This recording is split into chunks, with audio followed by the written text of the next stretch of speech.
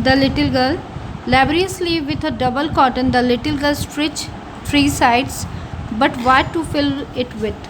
अब उसने बहुत मेहनत के साथ, जो हमारी छोटी सी लड़की है, उसने बहुत मेहनत के साथ क्या किया कि एक डबल कॉटन उसमें उसने 3 साइडेड स्टिच किया, तीनों साइडों को पैक कर दिया, पर उसके अंदर भरने के लिए उसको क्या करना था, दैट वाज द क्वेश्चन। ये एक बहुत बड़ा क्वेश्चन था।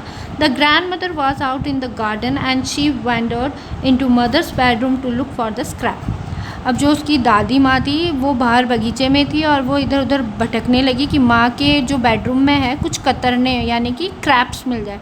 आपने देखा होगा स्क्रैप में कुछ वेस्ट आइटम्स होते हैं जो हम कटिंग करते हैं ना क्लोथ्स की। On the bed table she discovered a great many sheets of fine paper, gathered them up, tore them into tiny pieces and stuffed her case, then sewed up the fourth side. अब उन्होंने क्या किया, जो छोटी सी गुड़िया है उसने क्या किया, वो मदर की जो बेड थी उसके पास एक मेज़ लगी हुई थी, उसमें बहुत सारे पेपर्स थे, उन्हें इकट्ठा किया, उनके टुकड़ों को किया और उसने क्या किया, वो सारे कुशन्स मतलब जो उसने कुशन बनाया था उसके अंदर फील कर दिया।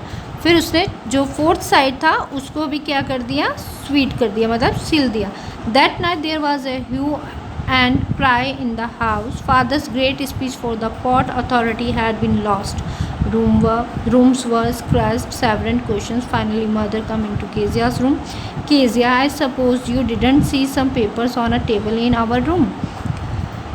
उस रात को बहुत ज़्यादा मतलब घर में शोरगुल मच गया। पिताजी का बंदरगाह प्रशासन के लिए तैयार किया गया एक पेपर राइट था जिसके अंदर उन्होंने बहुत बड़ी स्पीच लिखी थी, ग्रेट स्पीच।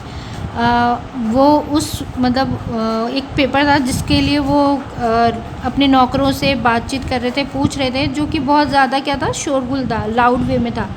लास्टली जो उनकी केजिया की माँ थी वो केजिया के रूम में गई और उन्होंने केजिया से पूछा है कि मुझे लगता है कि तुमने मतलब हमारे कमरे में कोई मेज पे रखे कागज़ तो नहीं लिए या देखे, डिडंट सी सम मोर। अब उधर केजिया कहती है, oh yes she said, I tore them up my surprise, worse grandmother, come straight down to the dining room, it's 10। अब जो हमारी केजिया है उसने इस चीज़ के लिए कहा, हाँ मैंने उपहार बनाने के लिए उन्हें फाड़ दिया है। तभी माँ चिल्लाई, स्क्रैम्ड मतलब व्हाट, तुम्हें पता भी है कि तुमने क्या किया है और सीधे अब तुम नीचे चलो, come straight down in the dining room, सीधे के सीधे कहाँ चलो, डाइनिंग रूम में, okay. And she was brought down to the where father was pacing to the fro, hands behind his back. Well, he said sharply. Mother explained. He stopped and started at the child. Did you that? No, no, no, she whispered. Mother, go up to her room and fetch down the demand thing. She that the child's put to bed this instant. अब देखिए, जैसे ही उसको पता चला कि अब उसे अपने फ़ादर के पास जाना है तो वो क्या करी, अपने फ़ादर के पास गई, मतलब उसकी जो मदर थी वो उन्हें कहाँ ले गई, अपने फ़ादर के पास ले गई और उन्होंने प्रॉपर वे में शार्पली जो भी बात हुई थी मदर ने सारी बात एक्सप्लेन कर दी। और फिर वो चुप हो गए और उन्होंने अपने जो उनकी डॉटर थी यानी उस लिटिल गर्ल से पूछा कि तुमने ऐसा, डिड यू डू दैट, तुमने ऐसा किया है? तो उसने कहा नहीं, वो थोड़ी सी डर गई, whispered, mother go up her room and fish down the demand things, see child put the instant. अब वो उसके रूम में गई और उन्होंने सारी चीज़ें देखी, चेक इट, मतलब एक तरीके से चेक किया। और कहते हैं ना हम कि कई बार बच्चे डरे सहमे अपने बेड पे चले जाते हैं और कहते हैं कि अब जाओ और सो जाओ, तो वही चीज़ हमारी उस छोटी लिटिल गर्ल के साथ भी हुई। और crying too much to explain, she lay in the shadow room watching the evening light make a sad little pattern on the floor. अब देखिए यहाँ पर जो भी मतलब अगर हम किसी बच्चे पे अगर लाउडली उसके फादर मदर अगर बात करेंगे तो वो बच्चा डर सहम जाएगा और वो रोएगा। यहाँ पर भी ऐसा ही कुछ हुआ, रात हो चुकी थी तो काफ़ी मतलब रूम में शेडो परछाइयाँ सी लग रही थी फर्श पे, और उसमें वो छोटी सी बच्ची क्या थी, ही इज़ सैड, वो बहुत दुखी थी। और वो क्या, उसको ऐसा लग रहा था, फीलिंग आ रही थी अंदर से कि कुछ ऐसी उदास सी मतलब शेडोज़ हैं जो उसके फर्श पर उसके रूम में उसे दिख रही थी। Then father came into the room with a ruler in his hands. अब थोड़ी देर बाद में उनके फादर आए एक रूलर लेके।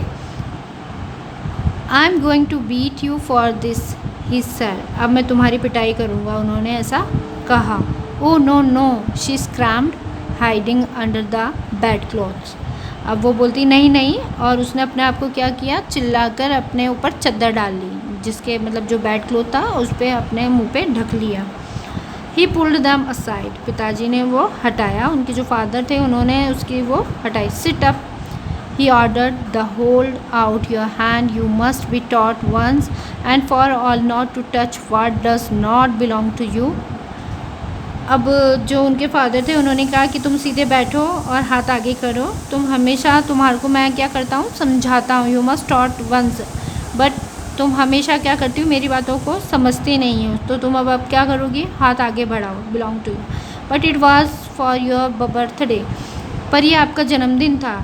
Down came the ruler on his little pink palm, परंतु जो छोटी छोटी मतलब जो उस बच्ची के पाँव थे, मतलब उसकी जो हथेलियाँ थी, उस पर वो चीज़ ब्लस करी, मतलब उसके फादर ने उस पर वो रूलर को मारा। Hours later, when grandmother had wrapped her in shawl and rocked her in the rocking chair, the child clung to her soft body. What did God make fathers for? He shocked. अब देखिए थोड़े time बाद दादी ने उसे क्या किया, ये सब होने के बाद जो उनकी दादी थी उन्होंने उसे एक शॉल में लपेटा और एक रॉकिंग चेयर में उसे झुलाया और उसके शरीर को प्रॉपर वे में एक मुलायम कपड़े से ढक दिया। अब जो उसके फादर थे उसके लिए उस पहले ही वो तो क्या करती थी कि अपने फादर से डरती थी, अब उसको थोड़ा और डर हो गया और उसको ऐसा लगा कि भगवान ने ऐसे पिता क्यों बनाए।